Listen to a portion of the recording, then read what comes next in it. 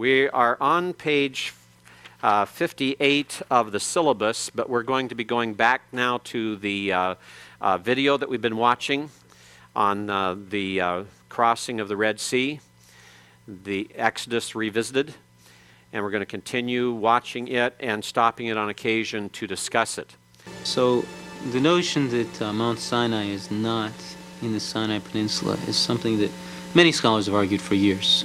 And the notion that Sinai should be placed in northwest Arabia specifically, I would say probably in continental scholarship, in other words, German and French scholars, it might even be safe to say it's the dominant idea.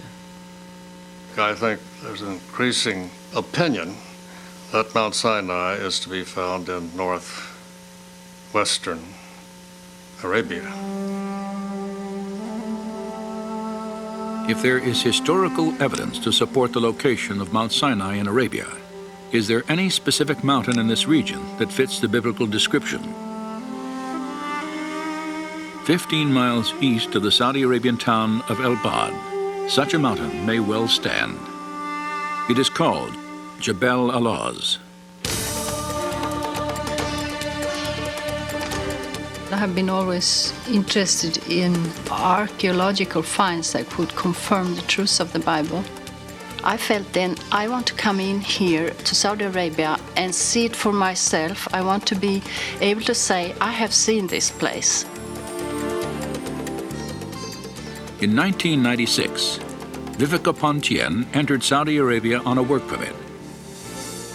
During the following year, she made several trips to Jebel al-Lawz. It was very difficult to find the mountain. I think I had been there for 7 months before I came to the mountain the first time. We went around looking for it in the desert. I did 5 long day trips at 5 different occasions, just looking and looking for this place. Throughout her search, Pontien encountered a strong local tradition that Moses had once lived in Arabia. It seems to be a tradition among the locals there that this mountain range is called Jebel Musa. They call it that, and many places have the name of Moses, like there are wells near there that they call Ajin Musa or Bir Musa, which means the well of Moses. When Pontien finally reached Jebel al-Lawz, her attention was drawn to specific features of the mountain that resembled the biblical description. Most prominent was a jagged peak, more than 8,000 feet in elevation, and blackened as if scorched by fire. And at its base, an enormous pile of boulders, at least 15 feet high and 60 feet across. Okay, now you've noticed here some of the issues already mentioned, 2 of them. One is the blackened top of the mountain. How would you respond to something like that when they talk about the blackened top of the mountain? Bill?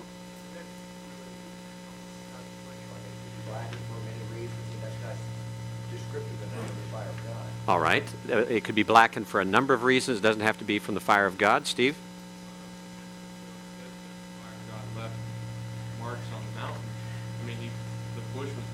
Bush wasn't consumed, so that's an assumption. Okay, good. We have an example of a theophany, the appearance of God, in which he appears to Moses at the same mountain in the burning bush, and the bush is not consumed. There's no physical evidence of fire in that burning bush incident in Exodus chapter 3. So therefore, what makes us think that in a theophany in Exodus 19 it would be any different?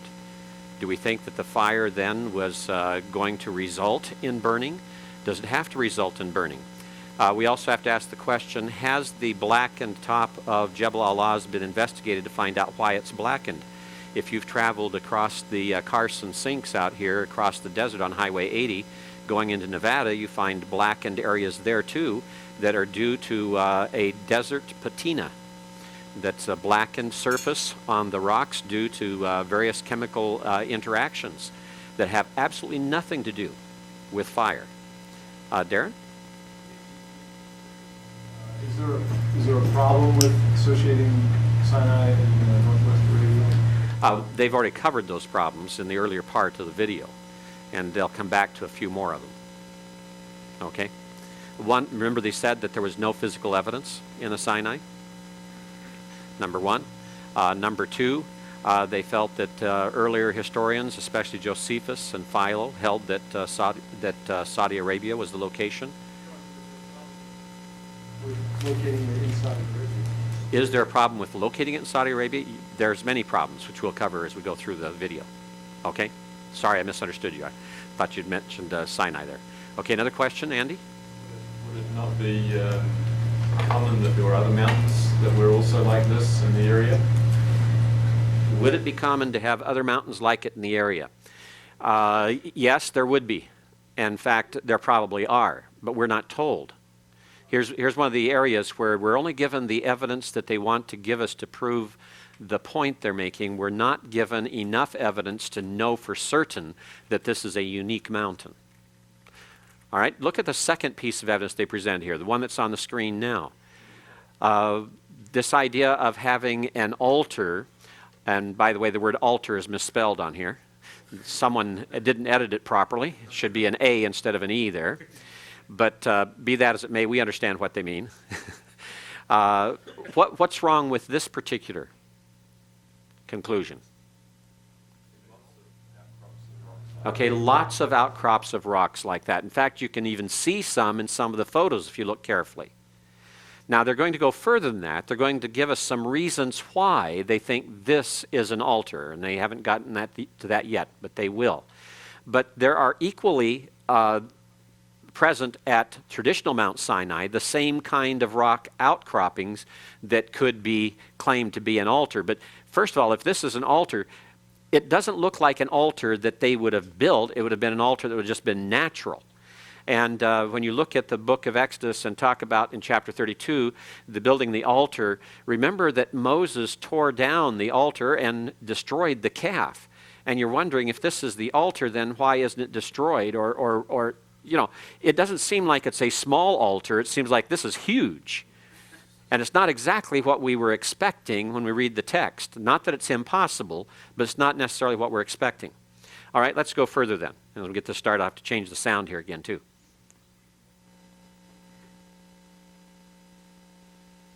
Flattened top of this structure had the appearance of being man-made, and etched into its rock faces were petroglyphs of bovine creatures, cattle and bulls.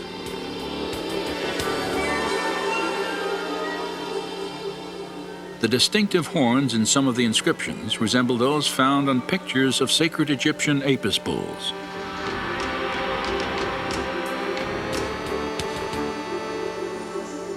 Could these stones be the remains of an Israelite altar, once built at the base of a holy mountain? Conclusive investigation is not possible at this time, for Saudi law severely limits all foreign research. And they have put up archaeological signs that tells this is an archaeological area and you're not supposed to trespass here. So it's evident that the Arabs themselves consider this to be some old sites of archaeological interest. Satellite photos of the area have revealed another geographical feature that parallels the biblical account: a sprawling plain of more than 10,000 acres. Flat, surrounded by mountains, and adjacent to the dried bed of an ancient river, it could have provided an ideal place for the Israelite encampment 3,500 years ago. Just west of the mountain stands another possible link to the Exodus account: a towering rock 60 feet high. It is split from top to bottom, and evidence of water erosion is etched into its base.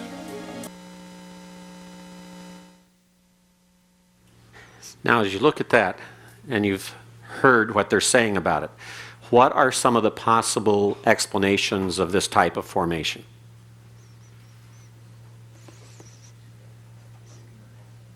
Matt? Worldwide flood. Okay, worldwide flood. I was thinking of something less drastic, actually. Wind erosion. not just water erosion, wind erosion. They've not shown us anything here that would demonstrate that this is due to water. We don't know the history of that rock completely. We don't know what it's made of. They haven't showed us what perhaps was a seam there that was soft material that has eroded out just by the normal processes of weathering. To think that this is proof that water flowed out of this rock is a huge, huge leap, you see. Now, notice the other mention of water, the stream in the plain there. They showed there's some acacia trees there sitting. You can see that there's probably an underground stream there, but today there's no water flowing in the stream. That doesn't mean there wasn't water flowing back in the time of the Exodus, but that same thing occurs on the other plain at the traditional Mount Sinai. They failed to show us there where the old water courses are that are dried up.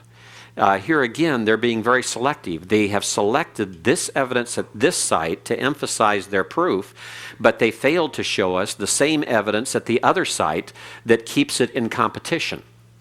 You see, it's a skewed presentation. Gene? Is this type of formation common? This type of formation is very common in that entire region there in Saudi Arabia and Jordan, north of there. And most of these are not water erosion, excuse me, are wind erosion. And you can see the same type of erosion here in various places, even outside of LA, over in the Agua Dulce area and up over Rower Flats, back up south of Bouquet Canyon and Texas Canyon. You can find the same type of rock formation down even out of San Diego, where you have wind erosion that's produced some of this rather than water erosion. So there's no, to say that this is water erosion is one thing, to prove it is another. Okay? Andy? They don't explain what kind of rock it is. No. Or any of the region around. Is it volcanic? Is it, you know? Right. As far as I know, there's some of the area that is volcanic, and there's a lot of the area that is it's not necessarily the result of volcanoes. It's just basal rock, part of the edge of the Rift Valley, and a number of things that are involved there. And, geologically, you'd have to do a careful survey of this area to determine exactly what is the kind of rock here and what may have caused this. So it's not as simple as just to say, well, this looks like water eroded it, and therefore this is a good choice. There needs to be good, solid evidence. And neither one of the men who went on this expedition were geologists. Yes? The way they set the pictures, so what about the rock? I wouldn't assume it. I don't know. Right. Then that's the question is, where's the evidence around the base of that big rock? Correct. That's a good question, Charlie. Where is the evidence at the base that would demonstrate that? Or is all of this rock at the base rock that has tumbled off through natural processes? And, as far as which angle did they take the picture from, they may have taken it from outside the fenced enclosure, so they may have been limited on what angle, and this may have been just the only available angle they had, rather than purposely choosing it to show the direction of the flow. I was just going off this comment that there was signs of erosion at the base. Yes, and they do not show that here in this picture. You're correct.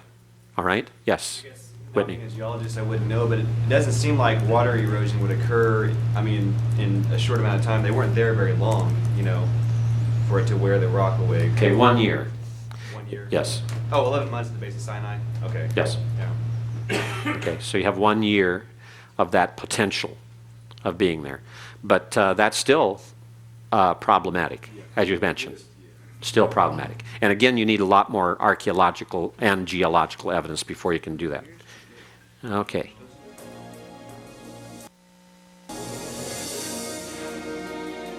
Many features of Jebel al-Lawz reflect the biblical account of Mount Sinai, and as the highest mountain in northwest Arabia, it matches ancient Jewish historical records. Based on the textual evidence, Jebel al-Lawz is as good a guess as any. It might even be the best guess. It's definitely better than anything in the Sinai Peninsula, and probably better than any other guess we have. It'd be nice to have some excavation, and that's really a desideratum. We need excavation. We need somebody who's a competent trained archaeologists to go in, record the material carefully, submit it for dispute and debate among other scholars, because there's too many gaps in our knowledge. The intriguing similarities between Jebel al-Lawz and the biblical record may indeed stimulate new investigation here. Yet whether or not future excavations confirm this site as the actual Mountain of God, a considerable body of documentary evidence indicates that Mount Sinai is located somewhere in northwestern Arabia.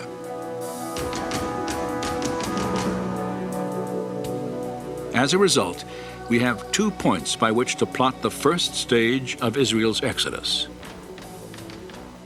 For Goshen provided a beginning, and Midian a destination and direction. And between them must lie a body of water.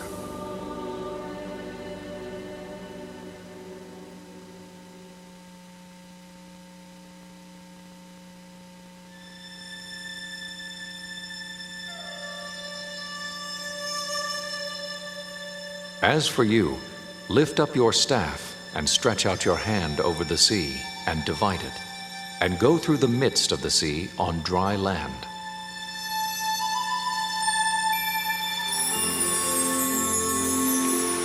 The Exodus account states while on their journey to Mount Sinai, the children of Israel encountered a seemingly insurmountable obstacle, the waters of the Red Sea.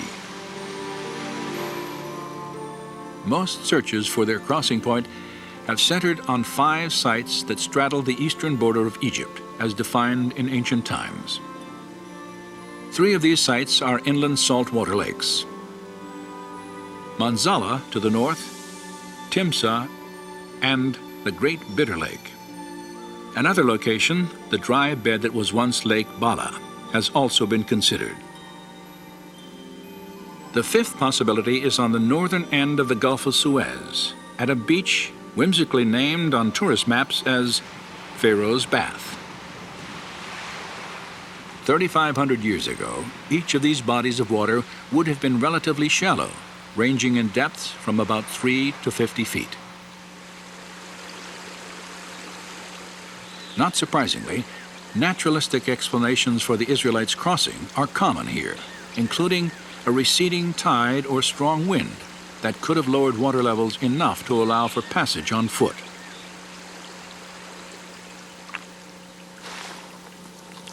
However, no direct evidence has ever emerged at any of these traditional sites to confirm the Exodus narrative.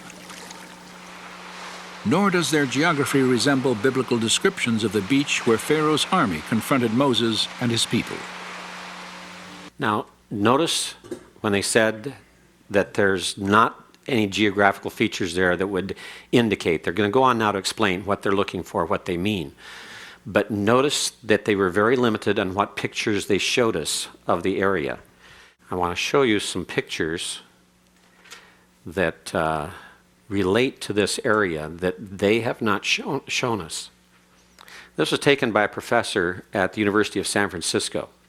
And he was on a team working for the Biblical Archaeological Society, taking pictures of the area of the Gulf of Suez in order to try to determine what the environment was like there and to try to determine where the possible sites might be for a crossing of the Red Sea by Israel.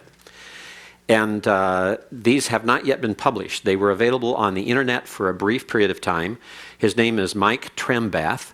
I contacted him when I found these on the internet and asked him about them, and he could not provide me all the detailed information of exactly what direction this is looking, exactly what site it was at, where they took the picture, but he did confirm this is the Gulf of Suez out there on the left-hand side, out in here, and that these mountains here on the other side are on the Sinai Peninsula, and that here they are standing, the photographer is standing in Egypt. And you'll notice here a beach-like area here, which will be very similar to something they're going to talk about later.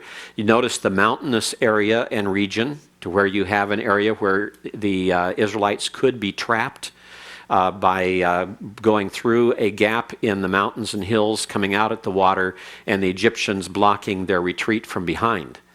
And this is something that's not shown to us in this film.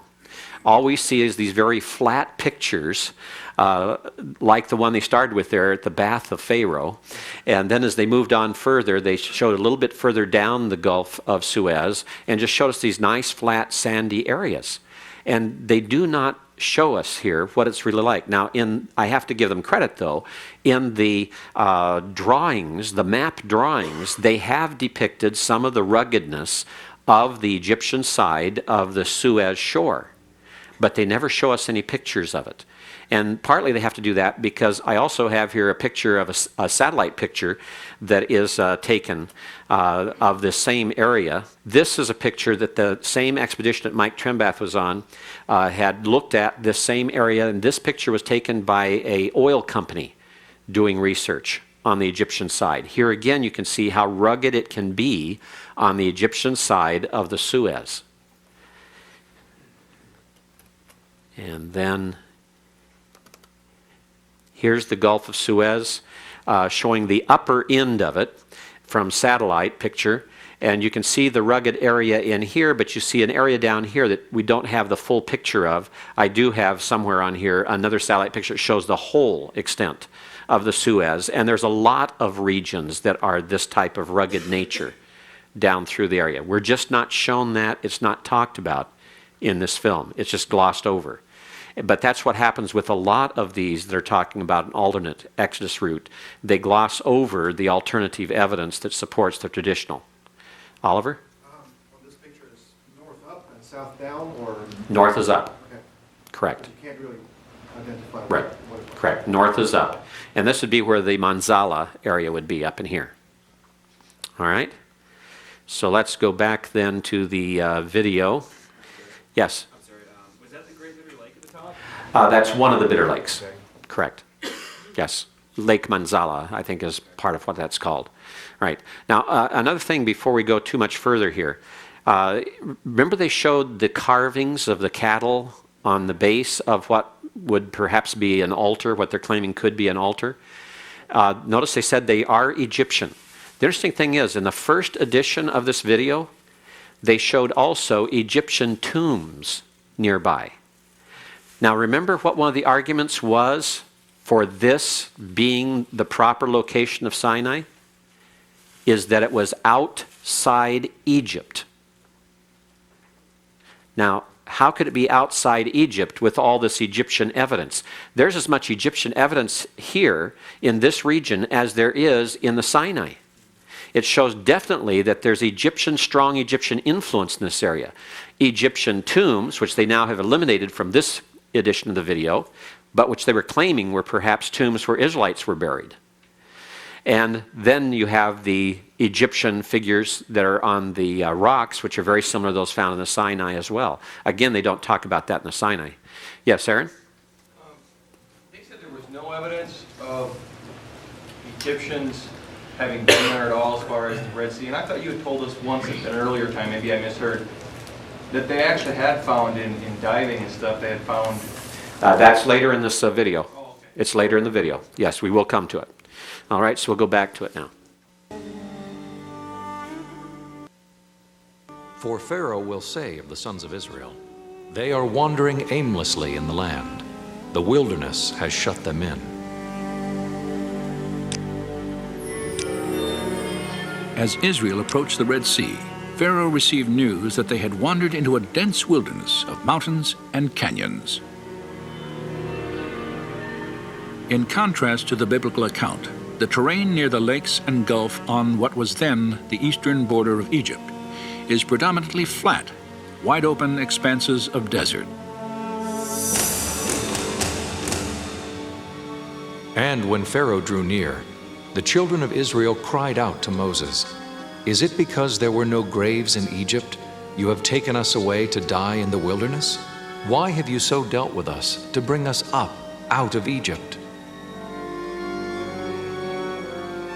The Bible states that immediately prior to crossing the Red Sea, the children of Israel were gathered on a beach somewhere outside the borders of Egypt. In fact, the specific phrase, out of Egypt, is used in relation to their place of encampment several times in the book of Exodus, creating an obvious contradiction between the scriptures and familiar interpretations of the story. For if traveling west to east, the Hebrews were trapped on the shore at any of the traditional crossing sites, they would still have been clearly within the borders of Egypt when God parted the waters.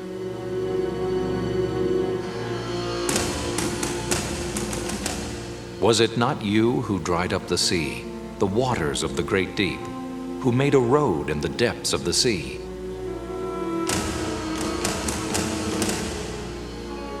Popular theories that claim the Israelites walked through a shallow lake or marsh of reeds also contradict descriptions in the biblical record. The Hebrew writers refer to the Exodus crossing point as a great deep, the mighty waters, and the depths of the sea.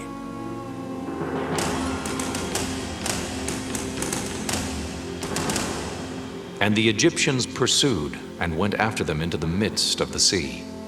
Then the waters returned and covered the chariots, the horsemen, and all the army of Pharaoh. Not even one of them remained. In the 1st century, the historian Josephus numbered the Egyptian army at 250,000 men. Skeptics have long questioned how every soldier and horse in an army of that magnitude would have drowned in a shallow lake they could have easily traveled around. No direct evidence of a crossing anywhere along the eastern border of ancient Egypt has ever been discovered. As a result, accounts of the Exodus are often dismissed as fiction or legend. However, this absence of evidence could again indicate that archaeologists have been looking in the wrong places. For if the biblical descriptions are accurate, then the Red Sea of Moses and the Israelites may be located somewhere other than the lakes and gulf that separate Egypt from the Sinai Peninsula.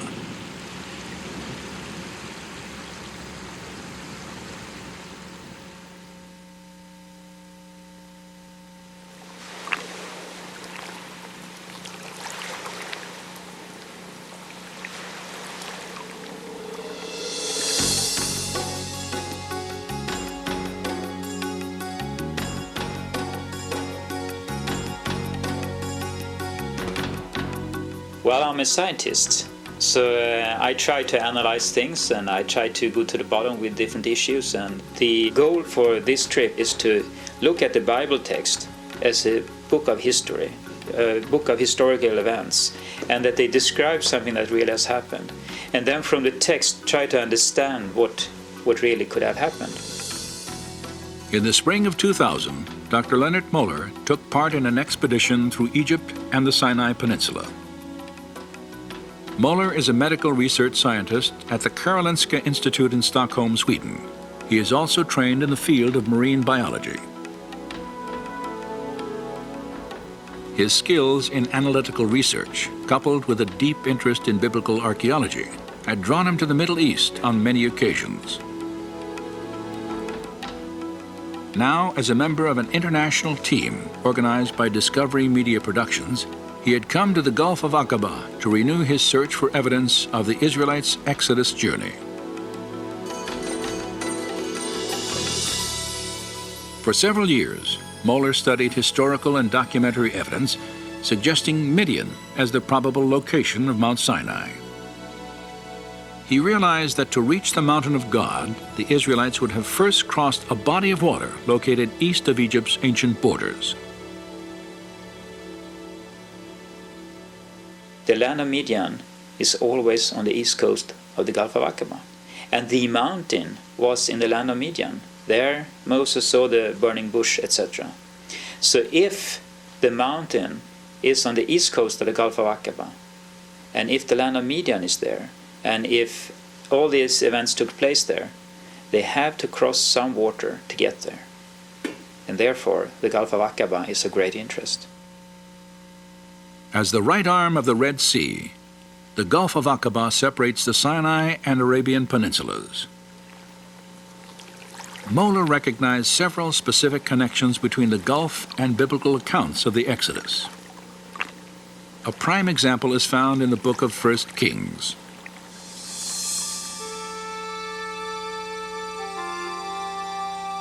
In approximately 950 BC, King Solomon is said to have built his navy at Ezion-Geber, near Elath, an ancient city on the northern coast of the Gulf of Aqaba. According to the Hebrew text, this gulf where Solomon's ships were harbored was called Yam Suf. Most likely we talk about the Red Sea as the Gulf of Aqaba. We know that it's called Yam Suf, which is the Red Sea. We know that King Solomon had his fleet in Yam Suf. This Hebrew name, Yam Suf, also plays a prominent role in the Exodus account, for it is used to identify the waters crossed by Moses and his people.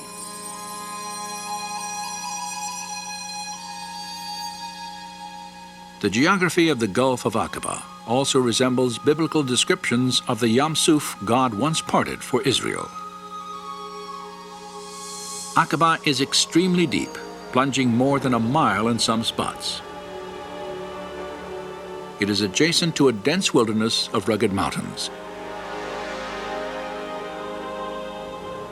And it is located clearly outside the borders of Egypt, as recognized during the time of Moses.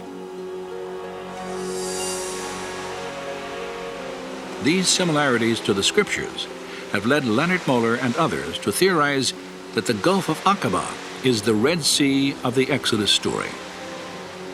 And if they are correct, then two distinct possibilities for a crossing point exist. The first is located on the bottom of the Sinai Peninsula, at the Straits of Tiran. This channel, 5 miles across, is one of the most popular recreation areas on Earth, as spectacular reefs and marine life attract divers from throughout the world. But the topography of the seafloor here would have made an Israelite crossing highly unlikely. For less than a mile offshore, a subterranean canyon plunges nearly 1,000 feet at a grade so steep, passage on foot across jagged coral beds would have been virtually impossible, even if the waters were miraculously removed.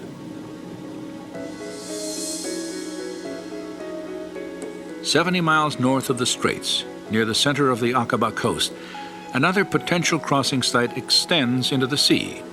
It is called the Nuweiba Peninsula. It sort of breaks out from the mountain ranges. I mean, there's nothing south of it and nothing north of it, you know. If you follow the shores, suddenly this peninsula just breaks out from the mountain range into a large plains. This is probably the only place at the Gulf of Aqaba, the western shore, where you could gather as many people as the Bible states that they were. Satellite photographs of the Nuweiba Peninsula clearly reveal its distinctive geography. This triangular-shaped beach would be the focus of a remarkable search for evidence of the Israelites' journey.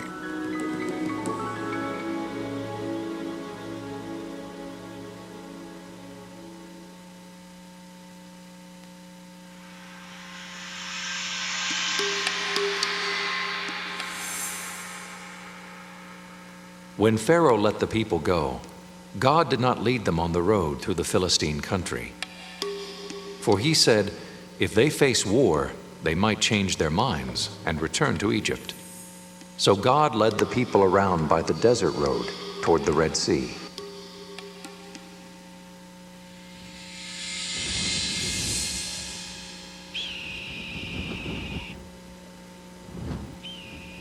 If the Israelites traveled from Goshen to the Aqaba coast, then the biblical description of their route to freedom is very specific. They walked a road through the Sinai Desert in the direction of the Red Sea. During the time of the Exodus, 3 main roads existed in the Sinai. The way of the Philistines traced the Mediterranean coast past a series of Egyptian military outposts.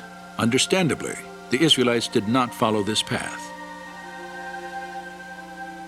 The way of Shur, an inland trail, terminated not on the shores of Yam Suf, but in the vast desert of southern Canaan.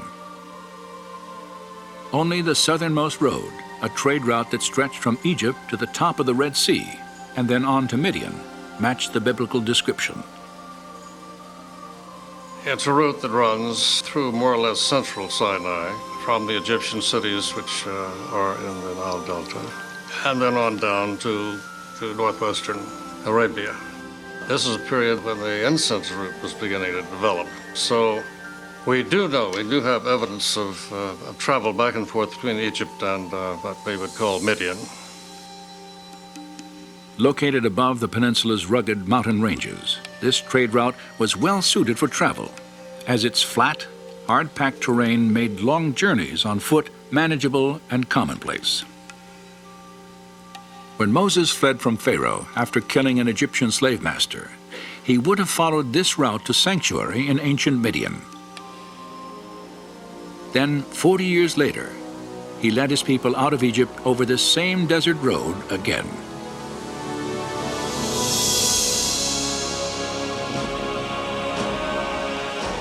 And the Lord was going before them in a pillar of cloud by day to lead them,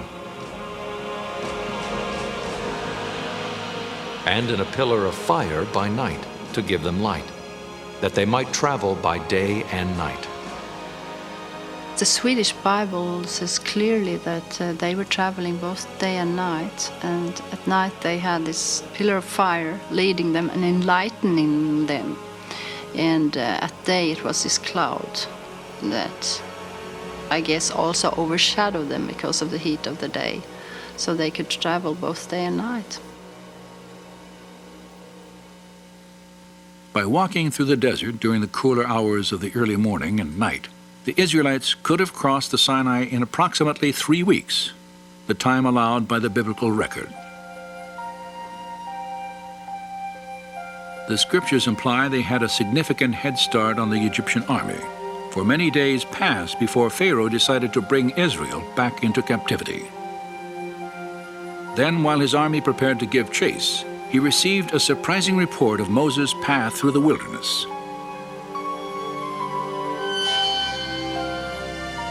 Now the Lord spoke to Moses, saying, "Tell the sons of Israel to turn back and camp before Pi-hahiroth, between Migdol and the sea. For Pharaoh will say, they are wandering aimlessly in the land. The wilderness has shut them in."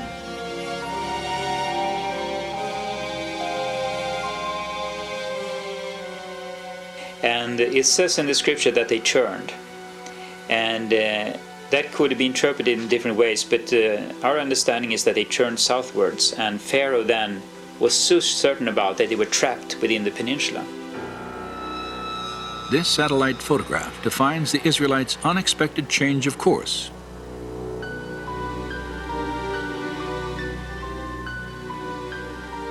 They had entered a winding maze of dry riverbeds that branched off the southern trade road in a twisting path to the coast.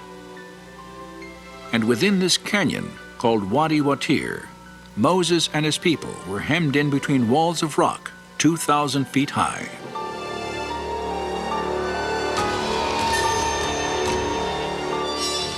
Once you're into this wadi, you can't turn either left or right. You have to go, just follow it all the way.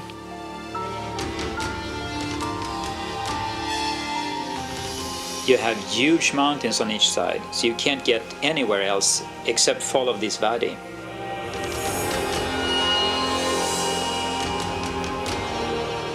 You can see the mountains are high and they're coming closer and closer, and the road is going,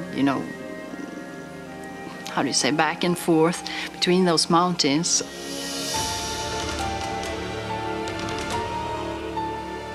After walking 18 miles through the wadi, the Israelites caught their first glimpse of the mouth of the canyon and an even greater obstacle that now stood before them. Suddenly, as you get through, after a long while, this big plain just opens up, into the Red Sea. Upon exiting the Wadi Watir, Moses would have assembled his people at a place called Pi-hahiroth. Though its location remains controversial, The meaning of this Hebrew name may point to the site of the Israelites' encampment. For the word Pi-hahiroth translates mouth of the gorges, a perfect description of this beach formed by sand and rock washed through the canyon by seasonal rainfall. From here, according to the scriptures, Moses and his people could travel no farther.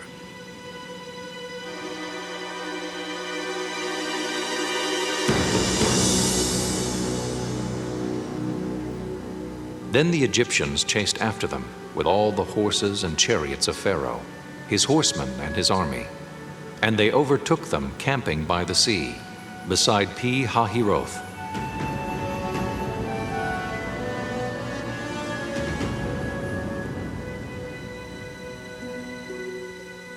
The historian Josephus provides another clue about the location of Pi-hahiroth, for his description of the Israelites' crisis matches the terrain surrounding Nuweiba Beach.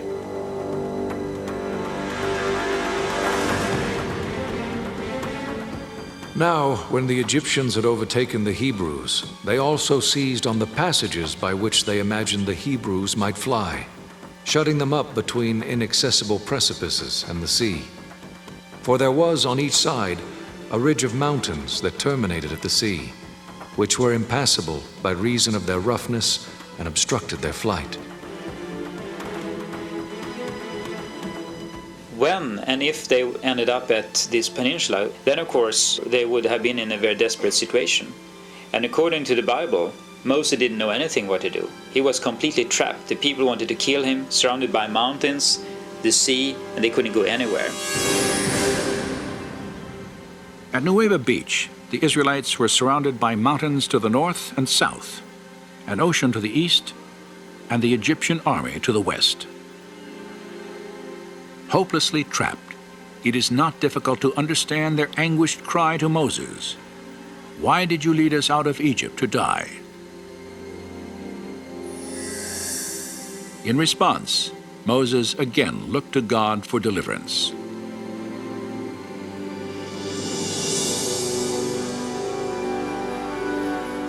Then Moses stretched out his hand over the sea, and the Lord swept back the sea, and turned the sea into dry land, so the waters were divided.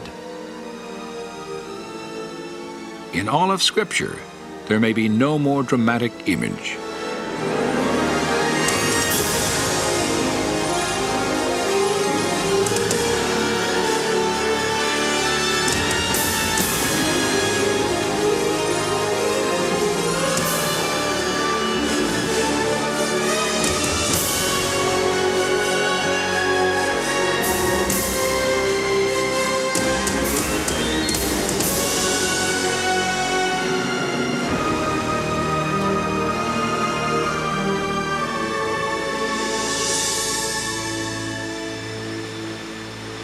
Before we go to the next section of the video, where we deal more with what the crossing area is like and some of the possible evidence there, let's stop for a minute. You listen to what they said about the crossing the Sinai, how they got trapped, things like that. And a lot of it looks very, very good, doesn't it? And it makes a lot of sense. But there's something that doesn't make sense. And that is the biblical record that gives the stages at which they traveled and the places they went to. They constantly refer to Exodus 13:14. And in those places we're not given all of the stops. You have to turn to a passage like Numbers chapter 33 to find out what's involved. And when you look at Numbers chapter 33 and you begin at verse 5, listen to what's said here. Then the sons of Israel journeyed from Ramses, that's in Egypt, and camped in Sukkot. We're not told exactly where Sukkot is. It appears that it is still either in Egypt or very near the border of Egypt. They journeyed from Sukkot and camped at Etham, which is on the edge of the wilderness.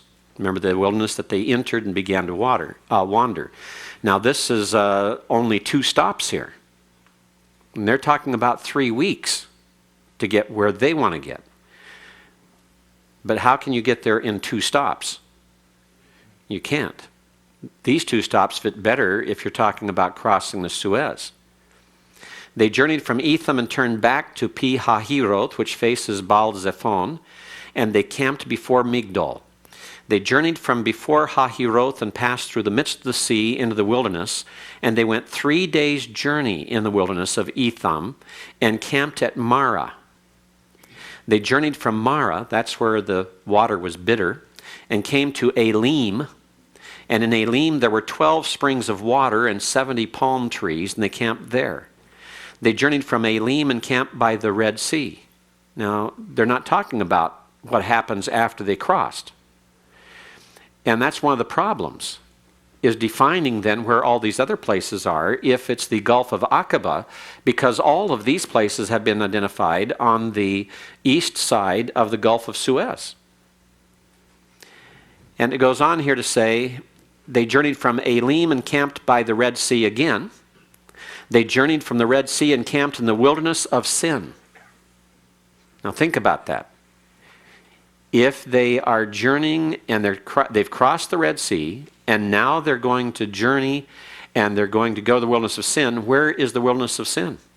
The wilderness of Sin is in the northern Sinai. So what are they doing then? Are they crossing the Gulf of Aqaba and then going back into Sinai? You see, it doesn't make sense in their view, because in their view, that's taking them back into Egypt. Note that. It goes on here further to say, and camped at Dophkah. They journeyed from Dophkah and camped at Alush. They journeyed from Alush and camped at Rephidim. Now it was there that the people had no water to drink. They journeyed from Rephidim and camped in the wilderness of Sinai. They journeyed from the wilderness of Sinai and camped at Kibrot Hatta'avah. They journeyed from Kibrot Hatta'avah and camped at Hatzeroth. They journeyed from Hatzeroth and camped at Ritmah. They journeyed from Ritmah and camped at Rimmon Perez. They journeyed from Rimmon Perez and camped at Libnah. They journeyed from Libnah and camped at Risa.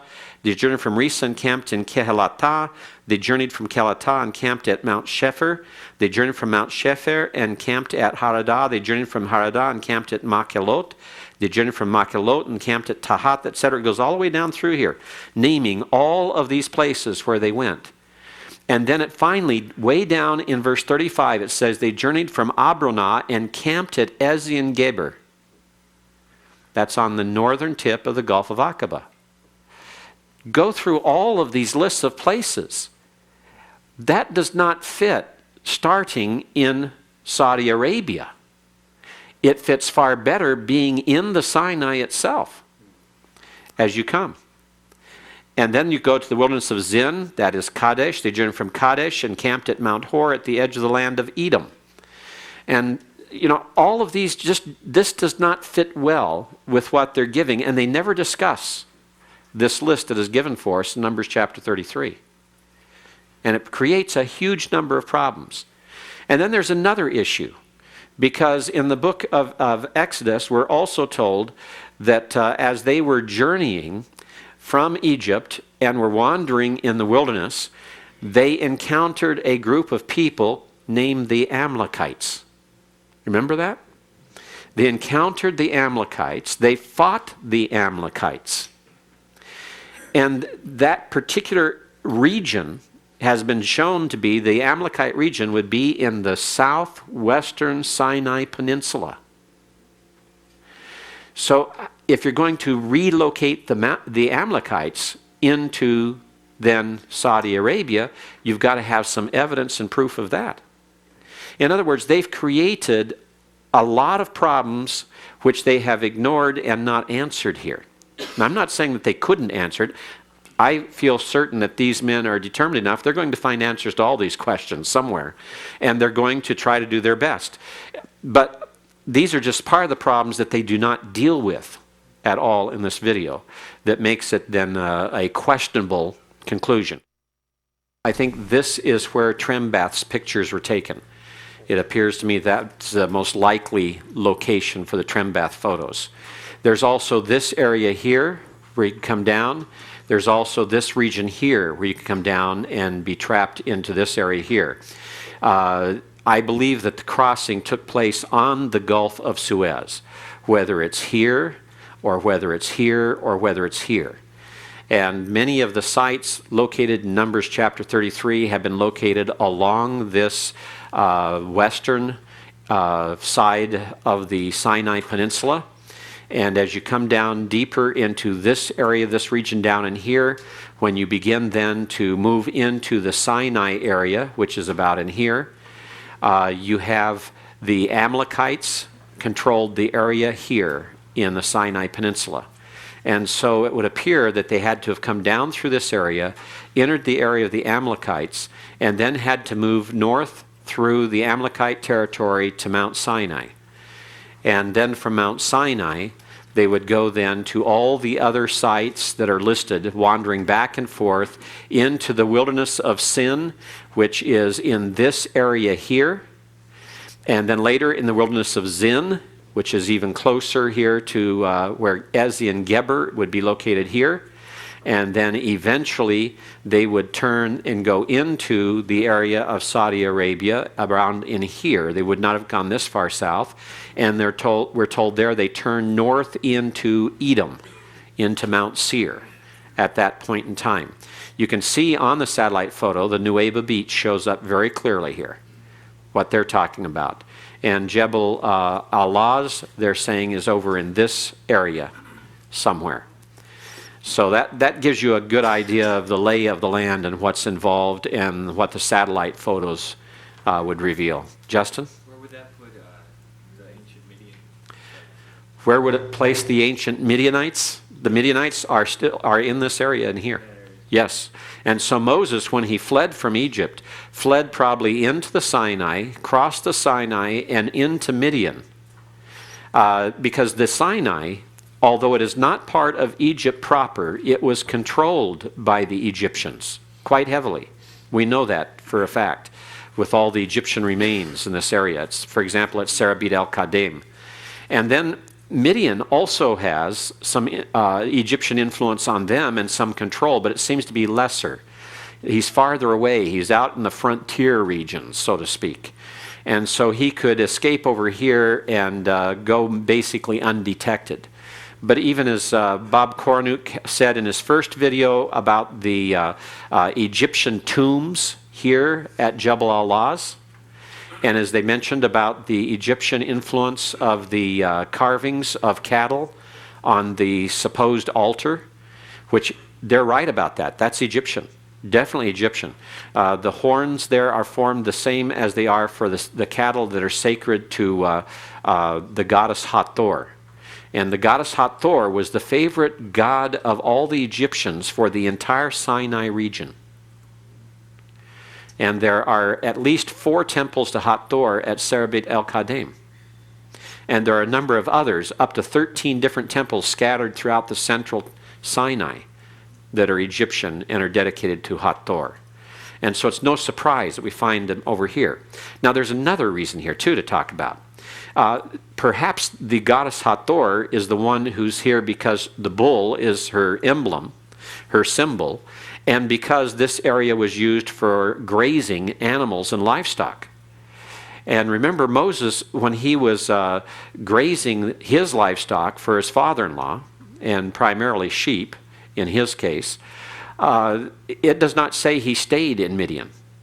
In fact, we know from other evidence in the ancient Near East that the Midianites would shepherd their flocks all the way into the Sinai. That was very common. And so it was not unusual at all that he would have gone here and gone on down and arrived somewhere down here at Mount Sinai, if the traditional site is the true site, and there had the burning bush experience in the wilderness, and then returned back, and then taking his family and leaving, he crossed the Sinai and re-entered Egypt. So there's a lot of issues here that are involved, and sometimes it's not nearly as cut and dried as either side would like to have it, especially when you're trying to talk about the border of Egypt. What does out of Egypt mean? I would just suggest you take the phrase and look it up in your computers, on your Bibles, and see how many times and what places and what context out of Egypt is used and how it defines out of Egypt. And it does not always define it as being out from under the range of Egyptian control. Okay? Yes? What would be the distance from the Midianites to traditional Sinai? To the traditional Sinai here, the distance, I would have to look at a map and check it out myself to find out, but I think it's somewhere like 150 miles. No, from Midian, where you say... Oh, from Midian here? From Midian to traditional Mount Sinai over here? That'd be about 100 miles. Right? Yes, Oliver? One objection I feel like you didn't answer in your response in the syllabus was that Moses was a wanted man. Why would he go back into Sinai after he fled for that particular reason? Mm-hmm. Do you think it was because 40 years have passed and... No, I don't think it's just because 40 years have passed. I think that's part of it. But I think that he's shepherding his flock in an area that's on the fringe of Sinai and away from all the Egyptian outposts. We have no Egyptian outposts that have been discovered in all this area of the Sinai. The central area here is where the most outposts are along the main routes. Are where the main Egyptian outposts are, and then up here along the border are where all the border fortresses were lined up, which is why they would not have gone through that area. They would have avoided that at all costs because they would have been caught in here. Okay? It's like trying to cross the border right at Juarez or something down here, you know? Okay, let's go back then to the video itself here. And the destruction of Pharaoh's army defy naturalistic explanation. But if these events did occur, then physical evidence could still lie off the shore of the Nueva Peninsula.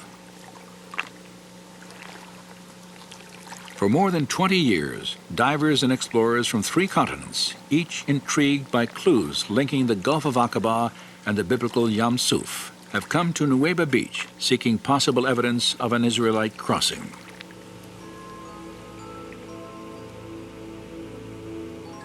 Their search focused on the 600 chariots the Bible says were destroyed in the Red Sea.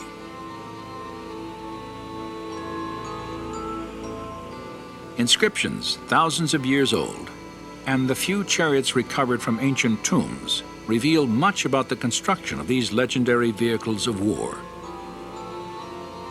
Could any of them actually be found on the seafloor off the Nueva Peninsula?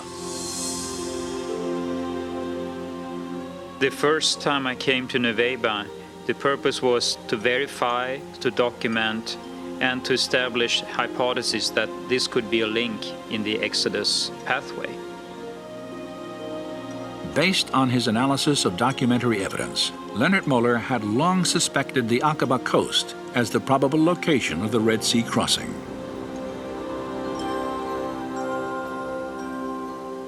In 1997, he heard reports from other divers who claimed to have found unusual coral structures, some resembling the shapes of chariot wheels.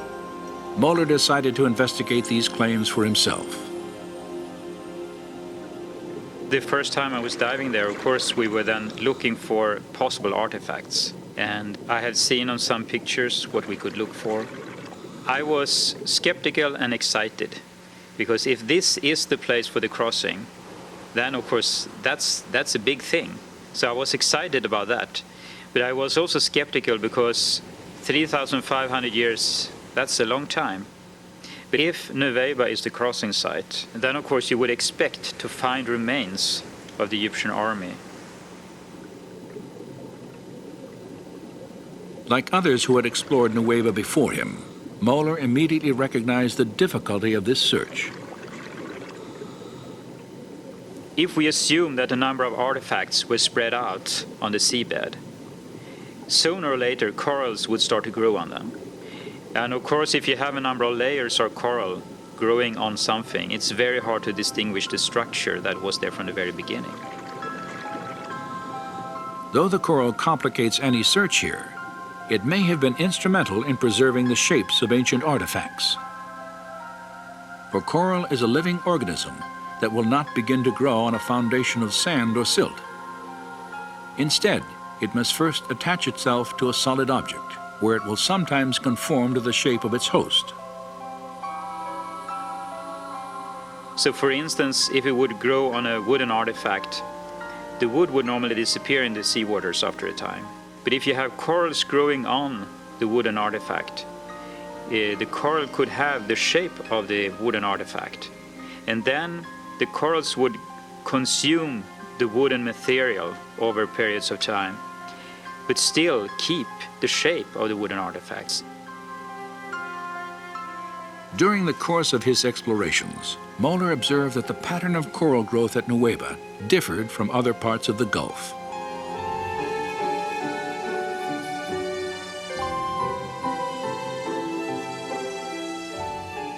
Unlike the coral at the northern and southern ends of Aqaba, which often forms large, dense reefs, some covering many acres, the formations at Nueva Beach are generally smaller and scattered randomly across the sea floor.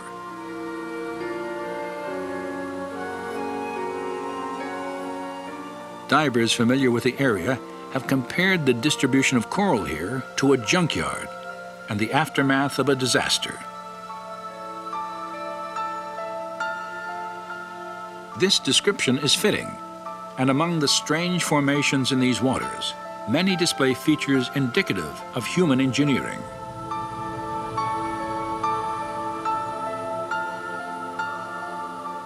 When we dive and when we film at the Nueva location, we look for certain structures, and you try to look for 90-degree angles or circular objects, wheel-like structures. So that is what you scan for, so to speak, when you dive.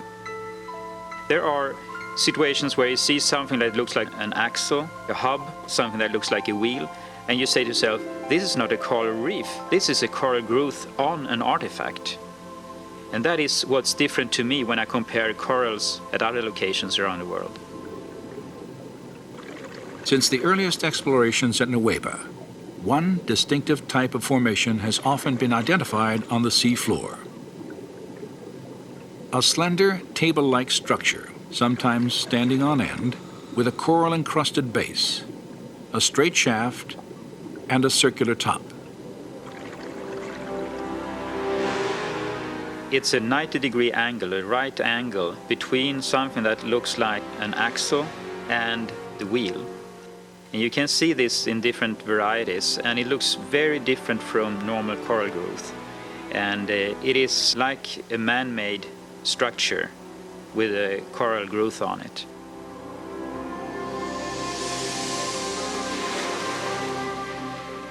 While most of the possible artifacts found off the coast of Nueva are covered with coral, one significant discovery was not. There is one find at the Nueva location that is of great interest, and that is the gilded wheel. It is a wooden basic structure of the wheel, and is covered with gold, or electrum.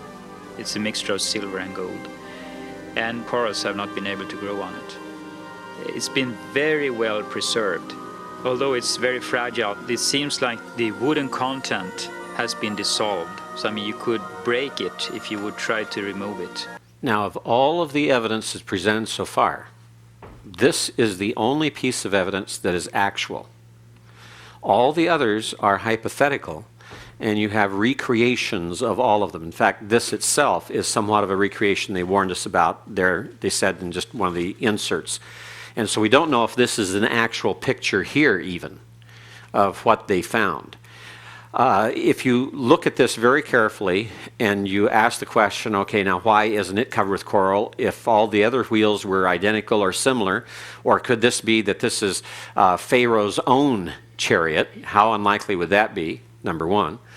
But there are a number of issues here. Number one, it is true that coral grows on objects that are strewn on the sea floor. We see that even as recently as the ruins from World War II in both the Pacific and even in this region, that they're already encrusted with coral. So that's not unusual at all to have that happen. That's perfectly logical. That is something that you would expect that's what someone would try to think about and see. But what is not discussed here is what are the other possible reasons for having coral shaped this way. Now, another thing we're going to notice as you go through here, at no time do they ever have any absolute evidence that there are actually chariot wheels here. This is the only one they have. And they can't prove or have not proven that this is a chariot wheel itself. In fact, some have suggested that this may be actually from a more recent wreck. Remember, there have been wrecks here ever since the time of Solomon, and later than he, after he built his ships. Remember, the ships were destroyed at Eziongeber in a storm. And then you have World War I. There were ships sunk in this area. World War II, there were ships sunk in this area. And there is all kinds of debris all up and down through the Gulf of Aqaba. So you have to stop and say, okay, now how can we rule out anything that's more recent than 3,500 years ago? Okay?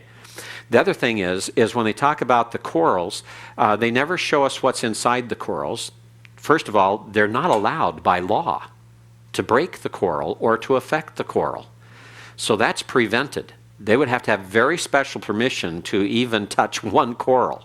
It's protected by international law in those areas, and all the nations surrounding the Gulf of Aqaba, Israel, Egypt, Jordan, and Saudi Arabia have all agreed to that you cannot break these corals. And so they're not going to be able to break them open. They're going to have to use something like X-ray machines to find out, and that has not been done yet. Or if it has, it didn't have any results worth reporting. The other thing is, if any of you have been how many of you have been to the Gulf of Aqaba? Anyone here? Okay, Bobby, did you go swimming at the northern end? At Eilat, and see the corals there? All right, and do some diving there. I did that too. That's just fantastic. The corals and the fish there are just beautiful. But there you have these beds, as they showed them. You have these wide, broad beds. Why the difference here? Well, part of the reason here, and this is where I don't understand why they haven't brought out. Mueller is supposed to be a marine biologist in part of his training, besides being a medical technician. So why doesn't he talk about this? Anytime you have grains of sand being washed into the ocean where there are corals, the grains of sand, if they're suspended, if they're moving at any rate at all, are abrasive and cause erosion of coral. It's just like sand blasting them. And in this area where you have that huge beach coming down at Nueva, that is perfect evidence that there are large quantities of water on occasion that come down through those wadis and collect. Even if you have only 2 or 3 inches of rainfall a year, if you have one gully washer that you have this flash flood and it gathers things, the water coming down through Wadi Al-Tir can be up to 6, 8, 10 feet deep and moving very rapidly and carrying a lot of debris. And that's why you have the beach at Nueva formed. It's formed because of that kind of process. And they're going to talk more about how this sand goes way out, because the speed and the force at which the sand washes in carries the sand grains way out into the Gulf of Aqaba. And that is just like a sand blast. And that sand being suspended in the water has a specific gravity of such a nature that it will sink eventually.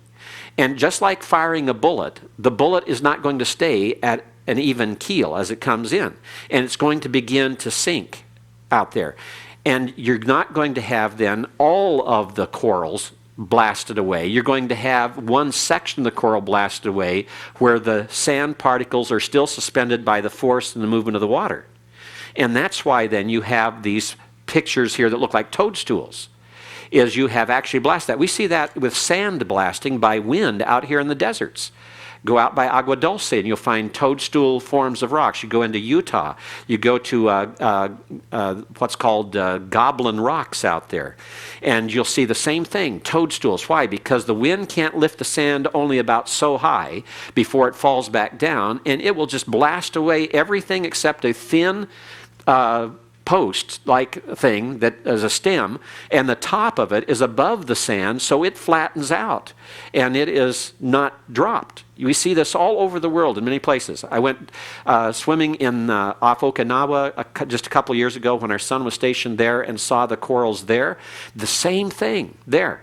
You can watch, you can tell where you're going to have corals, where the corals are affected, how they're going to be changed in their formations and everything else. You don't have that in the north because you don't have this kind of force of sand and particles, silicon particles born in water that washes off this way.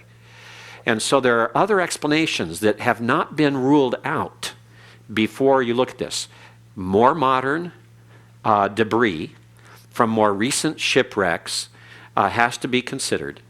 And you have to also consider the natural effects of the sand, the waterborne particles of sand that come out of Wadi al-Tir. Andy? Wouldn't you also have to consider the sedimentary layers over 3,000 years that have built up? And if like you described it, there's that much sand coming in, which there appears to be, then surely the artifacts would be under the sand, not on top of the sand. Absolutely. Absolutely. In fact, later as they're talking about the bottom here and how Israel can walk across it, they don't talk about, okay, what's the layering rate? What's the deposition rate for the sand in this region? How long did it take the Nueva Beach to be built up? How long did it take the sand there? And at certain rates then, you have this huge amount coming in. And if you just go out here along the beach, along Malibu, and see what happens there with the sedimentation rates where the currents carry the sand particles and change the coastline. It's a matter of inches every year that you have sediment that can build up.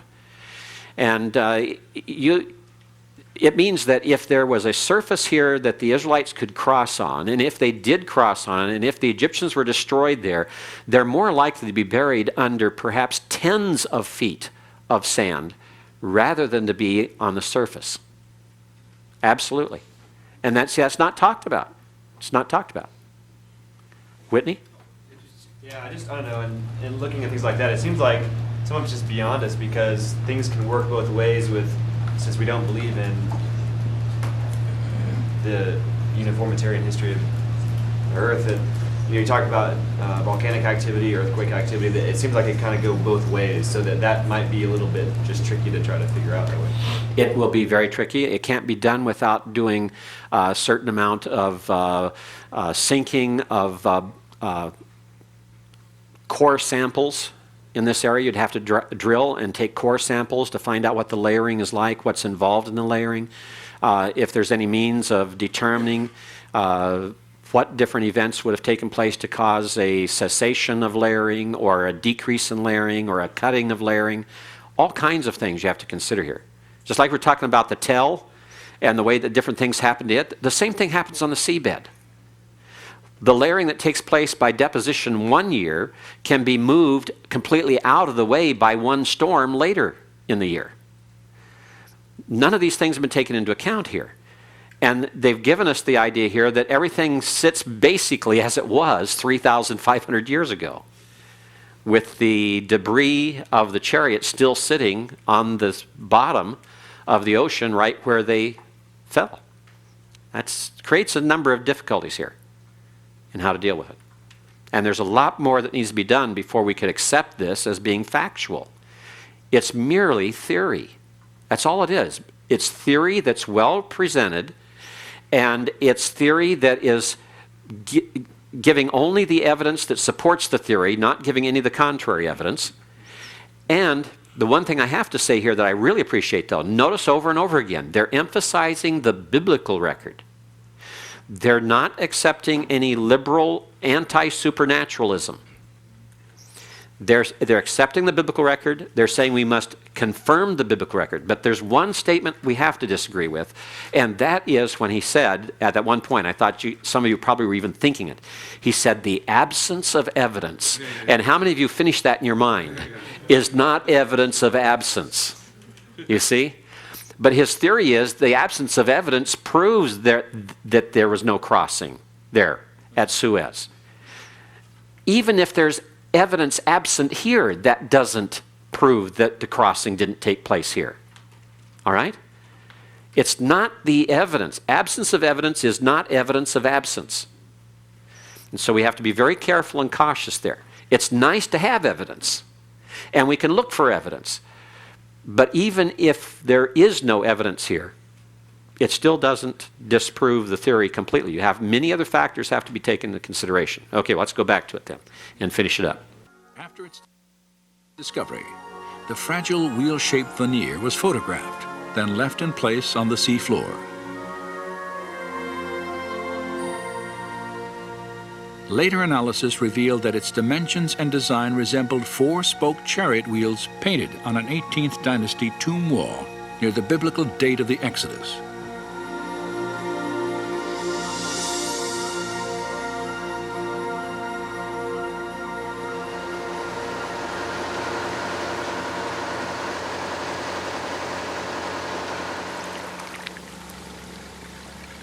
After reviewing photographic evidence and making several dives of his own, Moeller concluded that a more systematic investigation of the Nueva seafloor was warranted.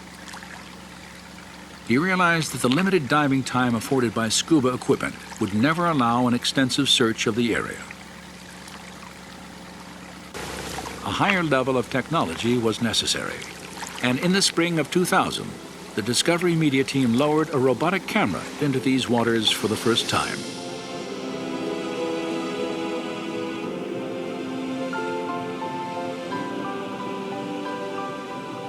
This has never been done. No one have been in the area at all with a remote control camera.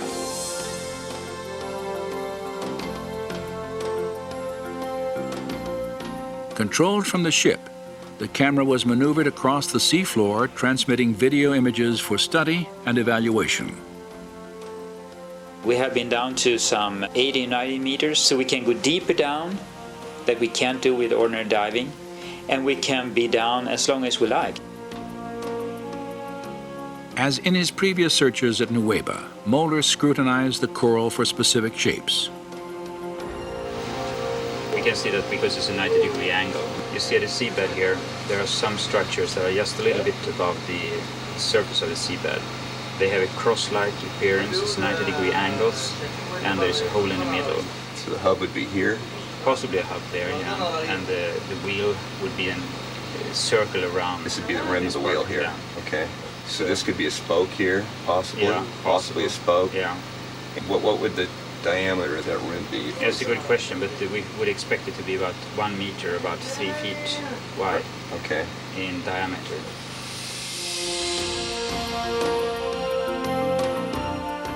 The robotic camera's survey revealed many shapes and objects familiar to Moeller, including coral formations with right angles, arches, discs, and straight shafts, fused into larger masses that had the appearance of twisted wreckage. Now, when we have been able to go back and forth with the remote control camera, we can repeatedly see that these strange structures we are looking for are there. Not at one place, but you see them again and again and again.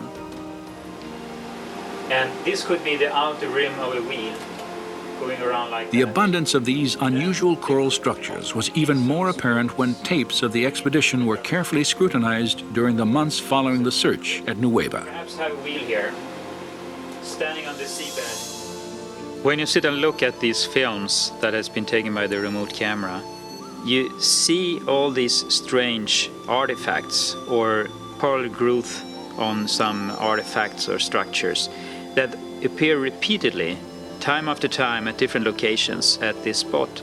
And you can sit there and think, well, what is this? This doesn't look like normal coral growth. And it is amazing to see that so many things and such large areas down there that are like a man-made structure.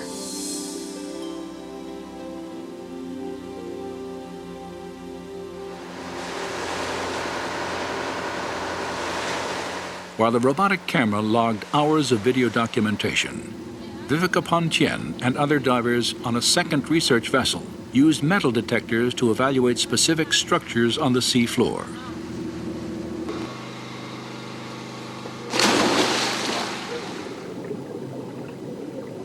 Pontien and her colleagues realized that the wheels of many Egyptian chariots were often reinforced with bronze. They hoped to find evidence of the metal encrusted in coral. A scan of this formation indicated a circular metallic pattern around its edge, perhaps evidence of the broken rim of a chariot wheel. Other coral formations examined also contained fragments of metal.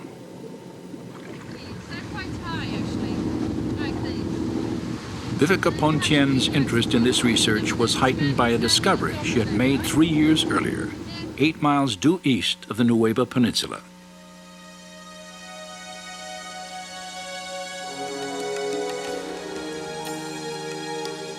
During her stay in Saudi Arabia, Pontien not only searched for Mount Sinai, she also made several dives in an attempt to document evidence of the Egyptian army on the Saudi side of the Gulf. And the Bible tells that Israel saw the Egyptians lying dead on the shore after they came across. So I figured there must be some stuff on the Saudi side. At one spot there is like a very shallow sort of land tongue going out in a straight angle towards Nueva. You could tell it by the shift of the color of the water. You could see how it was turquoise far out, you know. So I thought this would be interesting for exploration, so we did some dives near to that.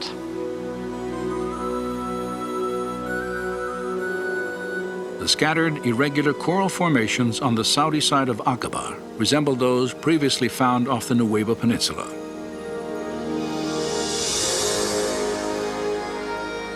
In the midst of them, Pan photographed this circular object attached to what appears to have been a broken axle or hub.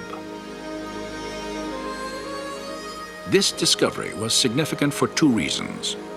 Pan had documented the coral-encrusted form of a wheel with dimensions similar to ancient Egyptian artifacts directly across from the proposed Nueva crossing site. Her find also provided independent confirmation of earlier evidence establishing wheel-like formations on both coasts of the Red Sea, in accordance with descriptions in the biblical record. And the Lord looked down on the Egyptian army, and he made the wheels of their chariots come off.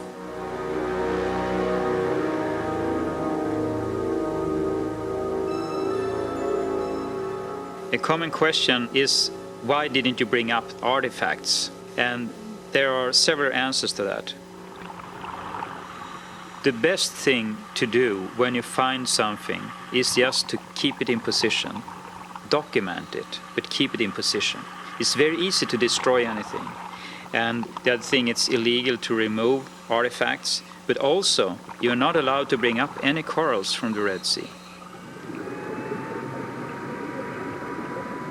While Egyptian environmental laws prohibit removal of any coral for scientific dating and analysis, photographic evidence may provide a link to the time of the Exodus.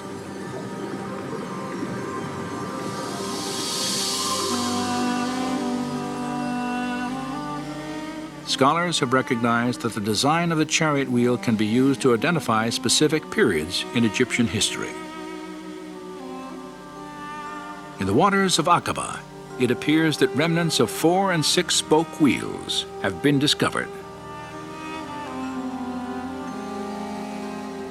These designs were used simultaneously only during Egypt's 18th dynasty and no later than about 1400 BC, a time frame that coincides closely to the biblical date of the Exodus.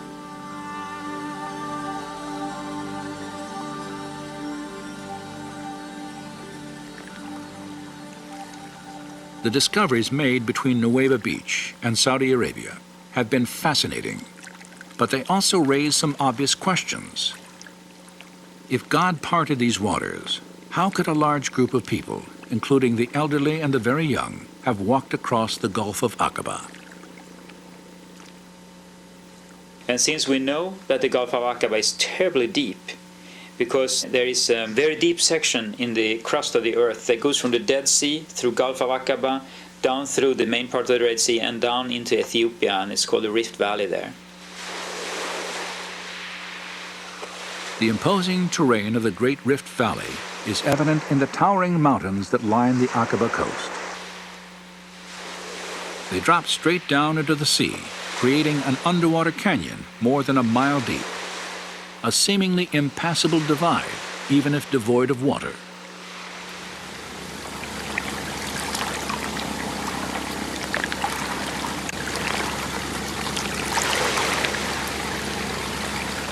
While surveying the subsurface topography of the Nueva crossing site, evidence was uncovered that could help explain how Israel walked from one coast to the other.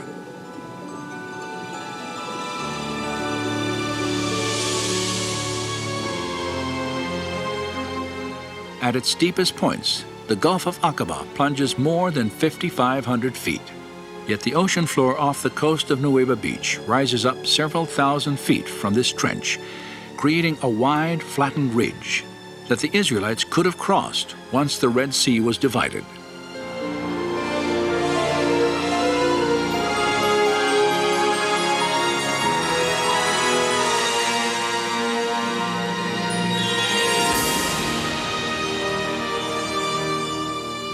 Simulated to scale in this computer animation, the view of the Gulf south of the Nueva Peninsula is striking.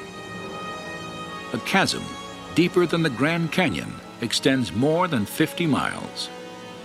Its steep shorelines stand in sharp contrast to the shallow grade of the gently sloping ridge that extends from Nueva Beach to Saudi Arabia. It is a ridge that resembles what the Old Testament prophet Isaiah once called a pathway through the mighty waters. The robotic camera was used to evaluate the physical characteristics of this undersea ridge for the first time. It's just flat, extremely flat, and very wide. There are no corals, there are no pieces of rock, and we followed that far out in the Gulf of Aqaba. It got deeper and deeper, but it was very flat all the time. And the interesting thing is also that the material on the seabed is not mud, as it is in the Gulf of Suez or at other places. It's a thin layer of sand or silt.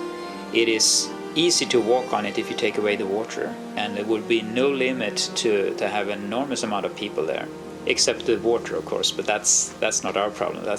God took care of that.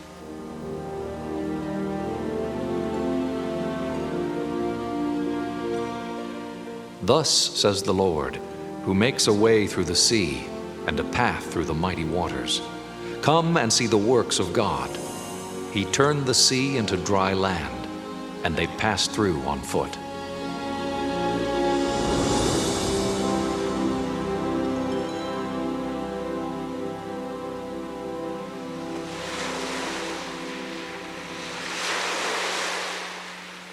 While the existence of an underwater ridge stretching from Nueva Beach to Saudi Arabia may make it easier to understand how the Israelites could have crossed the Aqaba Gulf, it does not explain the actual parting of these waters in the manner described by the writers of the Exodus account. My understanding at Nueva is that if the water was removed so they could cross there, it is nothing that we could explain from a scientific point of view, period. Well, if you look at the Red Sea crossing as it's described in the Bible, what you clearly see there is this situation where a wind has come up and has dried out the land for them to cross. But then there's this element where the waters have formed a wall to the left and the right of the Israelites as they pass through. And they say that 2 or 3 times, so it's quite clear in their memory that the waters were like a wall. And there's just no naturalistic explanation for something like that.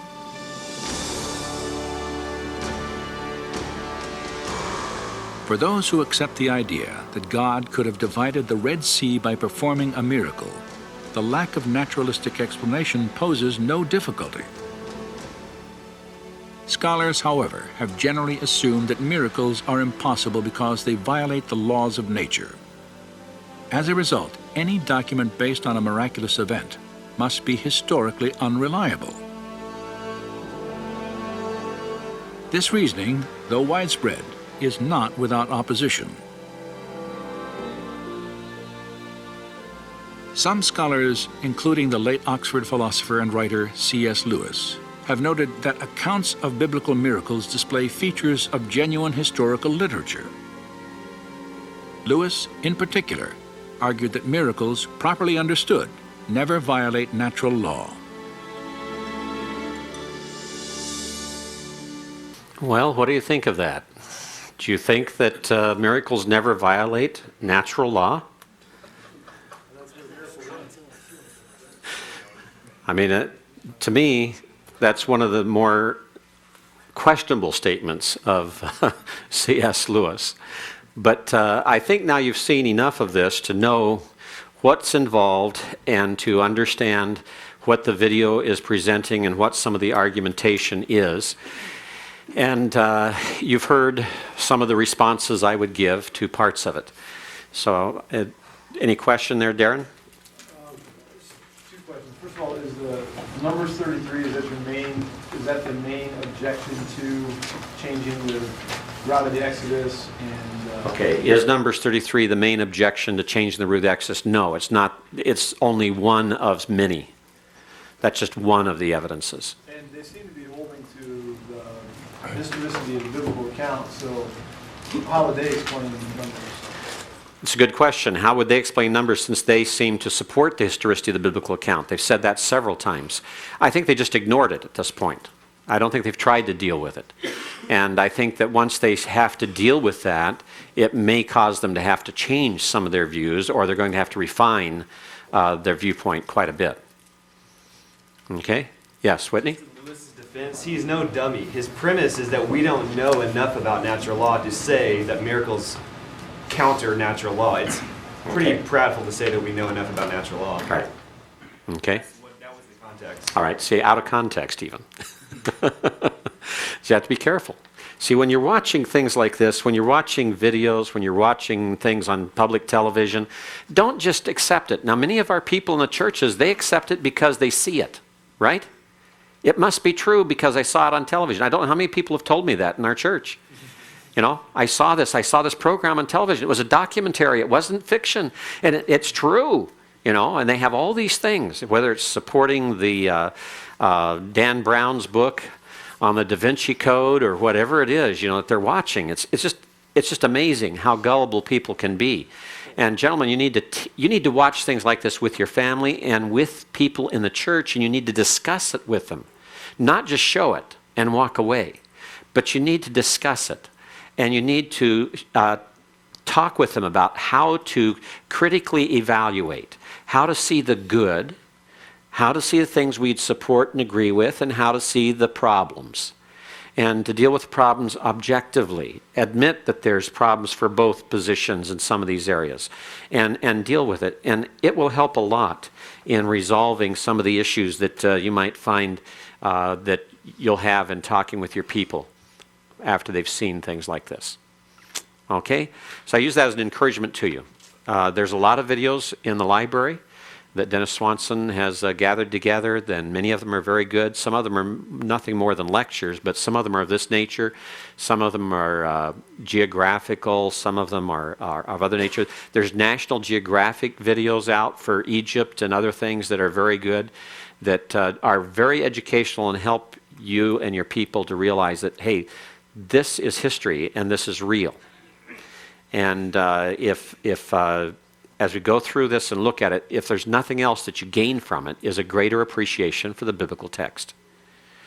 And that's what we should be gaining from it. And we need to correct it by means of the biblical text as well.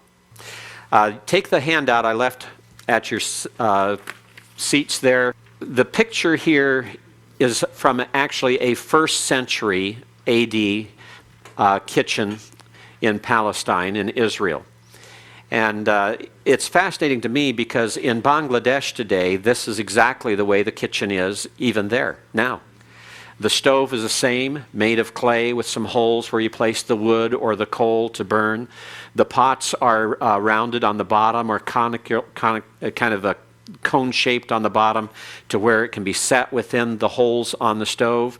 You have a stand there made of metal where a round pot is set so it doesn't tip over as the woman is working with it. She has a cutting board there where she was cutting either the meat or the vegetables. There's a grindstone there nearby to grind flour and spices with. This is identical to what you see in many parts of the world today. It's the same thing. This is right up to date for some parts of the world. It's not just 1st century AD. And it helps us to realize that kitchens don't change that much. If you have this kind of kitchen in 1st century Palestine, it's probably the same basic kind of kitchen that you had in 10th century BC Palestine, 1,000 years before. There may be a difference in the pottery styles. There may be a difference in some of the different things that would be available, but otherwise, the same basic type of stove and procedures used in preparing food. So as we talk about ceramic typology, we're going to have to spend a little bit of time in the kitchen. And this is where you could have your wives help you out in understanding about pottery and kitchens and how things are used and how different models of pots and pans come and go and how they're chosen and what works best and what you use for certain kinds of cooking procedures, what you use for certain types of storage. And that's all involved in studying the pottery of Palestine. And as we look at it here, let's get some of my notes here. First of all, we'll look at the early Bronze Age, and the dates that are given here were taken from a book that had to do with pottery, and so the dates will differ a little bit with the chart that we used before, but not a whole lot off there. And when we look at the early Bronze Age, we see that most cooking pots of the period are what we call whole mouth vessel, HOLEMOUTH. The rim does not have a lip on it. It's just cut into the clay to where you have a hole in the top, and so it's whole mouth vessels. There's no neck on this vessel. Now there's a small squat neck on this vessel here. There's a slight neck on this vessel, but this is the dominant type. It's a globular type of body. It has a flat base, and it has a whole mouth. And as you look at this, then we see some developments of it. As it develops, they begin to put what we call ledge handles, where you just pinch the clay out away from the body to where these become handles that you can grab hold of in manipulating the pot and maneuvering it. And some of these ledge handles could be pieces of clay that were flattened and then attached to the side. But many of them are just pinching the side out. And as we look at that, that is the dominant form of pottery. Now, does that mean that all the pottery of that time was that way? No. You have some, for example, the Khirbet Karak ware from up in the northern part of Israel. It's in the Galilee. It has many similarities to ware that is found in Mesopotamia. And it appears that perhaps along the trade route here, some Mesopotamian ware or some either pieces brought in or sold to people, or it began to be copied, that you begin to find a different kind of ware in the same period of time, but in Galilee. And it's probably because of the trade between them and Mesopotamia, because Khirbet Karak ware has a lot of characteristics of Mesopotamian ware. As you look at these, in the Khirbet Karak ware, you see an S kind of profile of the body of the vessel. This is cut away here, so you can see what it looks like cut away. This is looking at it on the outside, and you cut it away, and you can see here that the thickness of the wall of the pot and the shape of it is kind of like an S. It's not fully formed. It's got a long tail, and it's very slight at the top here. And you can see a slight S shape over here on this one as well. The globular body is still there. The whole mouth is still there, but you begin to have a little bit of a neck to form that S shape. And that S-shaped profile is top-heavy because the base is almost always small and smaller than the body or the mouth of the pot. And it's also well burnished. It's got a sheen to it. It's been rubbed on the exterior before it has been fired. And sometimes it's got a slip where it's dipped again into a watery clay base to cover it, to give it a little bit different view. And these pots, the Khirbet Karak ware that you have here in the middle, are normally black on the outside and red on the inside. That's one of the ways they're distinguished, and they date from the early Bronze Age. You can see there the reconstruction at the Israel Museum of a home in Palestine from early Bronze Age, and you can see some of the pots set out, and you can see some of the examples of the whole mouth jar as they're here. And here's one that would have the ledge handle perhaps on it with the whole mouth here. This looks like it has a ledge handle on it here that has a little bit of a neck on it, somewhat like that one on the right here on the top of the screen.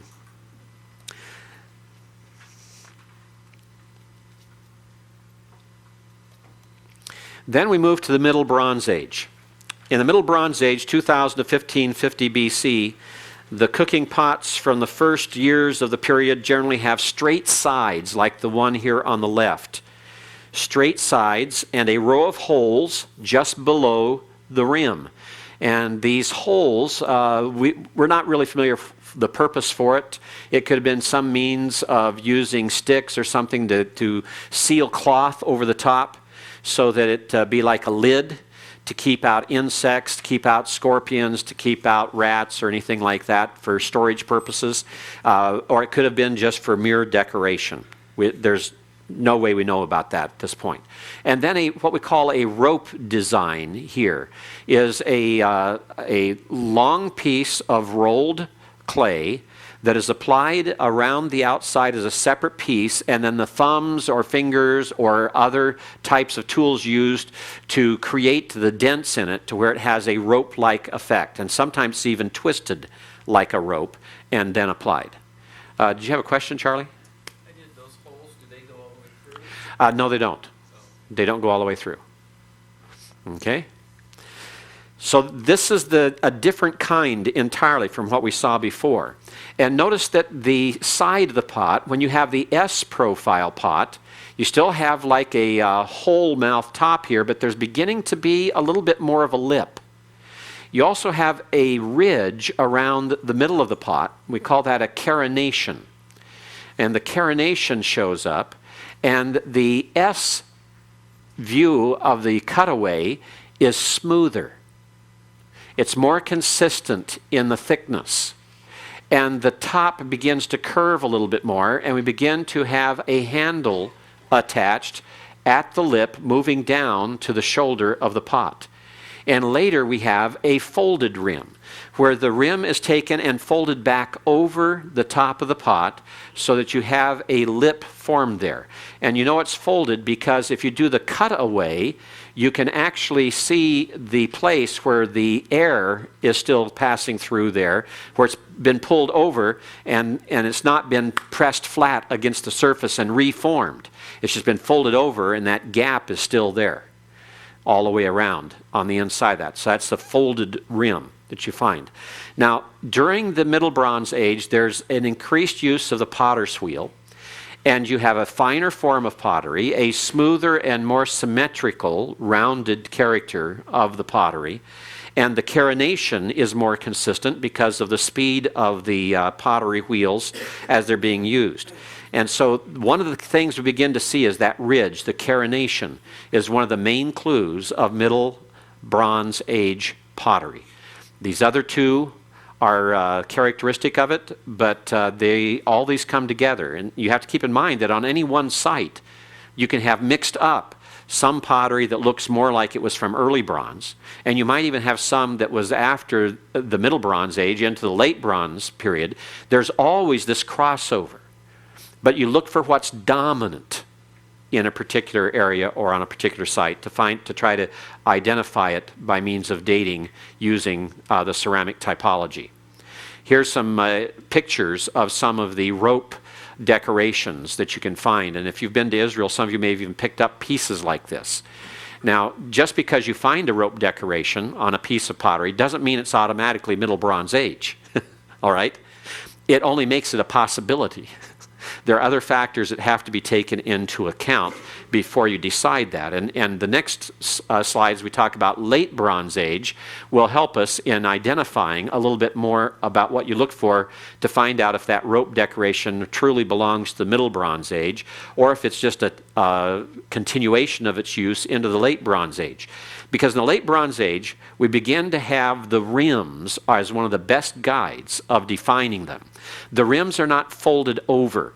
The pot has an everted or outward bend, a very distinct outward bend to the rim, to where it makes an easy pouring of things from it, especially the liquids. You also have some pots with what we call a double rim. And the double rim appears to be definitely in order to tie a piece of cloth over the top, put a string or rope around it underneath that double rim to hold the cloth on to use as a lid. And in later eras, they actually made clay lids to cover those things. So that begins to show us something there. Notice the carination is still here. the carination around the type of ridge that comes around on the shoulder of the pot. But there's something internal on this, and that is that for the first time in the late Bronze Age, we see large amounts of white calcite grits. I want you to remember this for the purpose of quizzing, actually not quiz, now it's final exam, for the purpose of the final exam. In what era do the white calcite grits first make their appearance in Palestinian pottery? The white calcite grits appear first in the late Bronze Age in significant quantities. Large quantities, large amounts of white calcite grits. So if you have a piece of pottery with large amounts of white calcite grits, but it has a rope decoration, it's probably a rope decoration applied to a late Bronze Age pot or even later. It's probably not Middle Bronze Age. That's why I said you have to look at the texture of the clay. You have to look at other factors as well in dating this. And for some reason, either due to the style, due to new firing procedures, due to experimentation with clays, or perhaps clay deposits having the white calcite grits in them at this period of time, and this is confirmed by what? It's confirmed by the layers. It's confirmed by other pieces of artifacts located in the same layers that help to date and confirm the date. This dating of the ceramic typology rests on a large number of factors. It's not just by itself.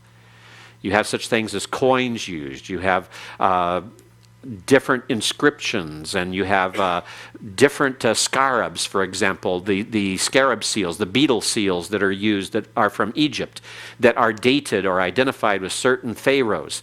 Those are all used in trying to put together all the material you can on a site to establish dates.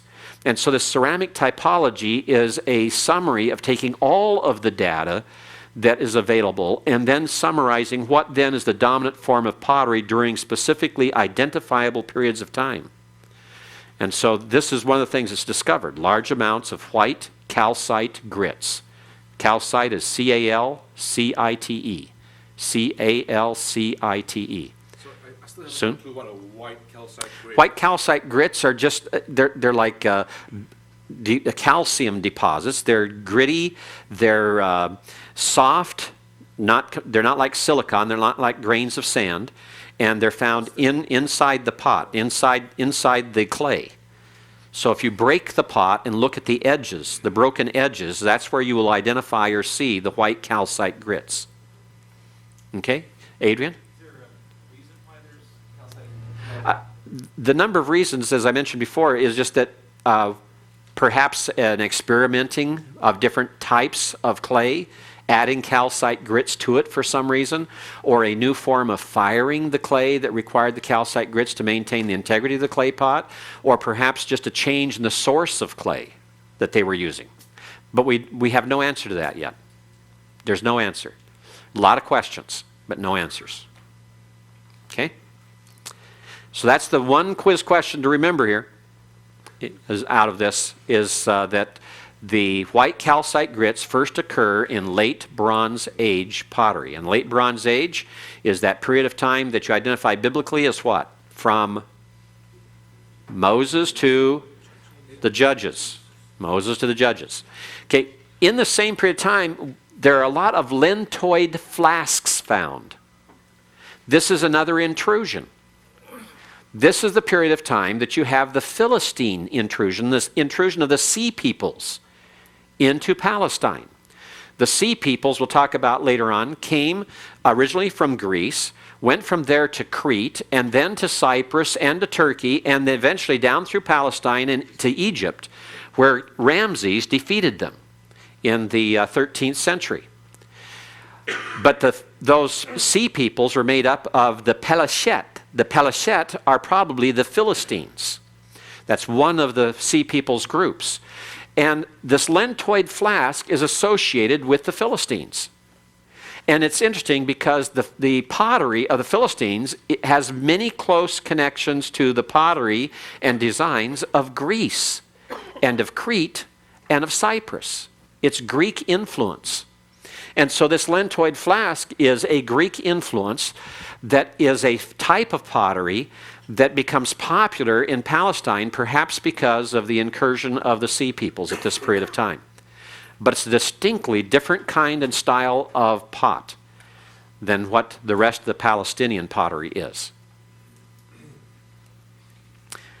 If you were to look inside an Iron Age house, remember this would be from 1200 BC, and as you look into the Iron Age house to find out what it was like when Israel was living under the kings of Israel, the monarchy, and then into the division. In fact, we're just about at the end here. We're going to have to close this. We'll have to come back to it.